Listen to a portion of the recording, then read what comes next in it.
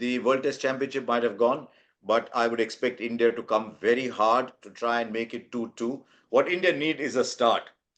And there's two questions before India. One is, do you play a similar kind of 11 with Nitish Reddy, Washington Sundar, and Ravindra Jadeja, all three over there? Or do you now try and find room once again for Shubman Gill? So that is one issue. And the other issue is, if indeed Rohit Sharma is going to play, does he go back to the top of the order, and do you still stay with KL Rahul at 3?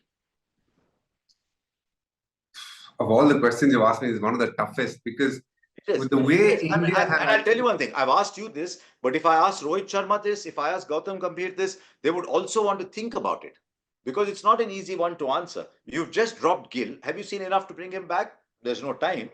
So it all comes down to that balance that you will seek to achieve, and whether Nitish Reddy and Washington Sundar and Jadeja form that batting lower middle order core that you want. I'll tell you the questions, Harsha. A, has Rohit Sharma used both the spinners enough? Are they looking at him as attacking options, or is one bowler under bowled? Are you happy with Jadeja batting at 6, or is actually at number 7? He gives you a lot more confidence, and hence you play the proper batter at 6. Do you want, between Jadeja and Washington, who is your preferred spinner if it is one? And who's your third fast bowler now? Who are you going back to? Is it going to be Harshit Rana, or are you going to bring in somebody new in terms of Prasidh Krishna? And the captain, who's obviously not done well opening, are you still happy with having KL Rahul at 1 down when he's actually not done well this test match, whereas so far in this whole series he's done well opening the innings? There is so many questions. It's one of the hardest to answer, because whatever answer I give, I don't even think I'll be close to reality.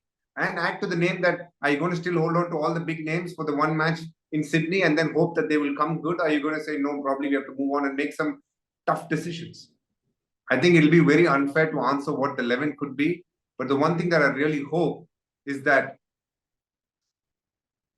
they still believe that this match can be won in Sydney. India has done well in Sydney. They need to have that belief walking into it. I don't think even Gambhir or Rohit Sharma will have the answer for what the 11 is in Sydney today.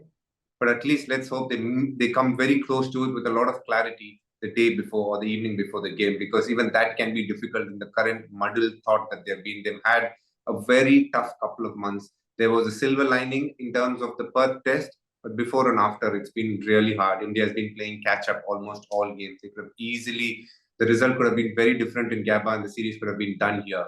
But luckily for them, they still have a chance to level it up. Whether they believe in it wholeheartedly that they can do it. It's not easy, but international sport is never easy.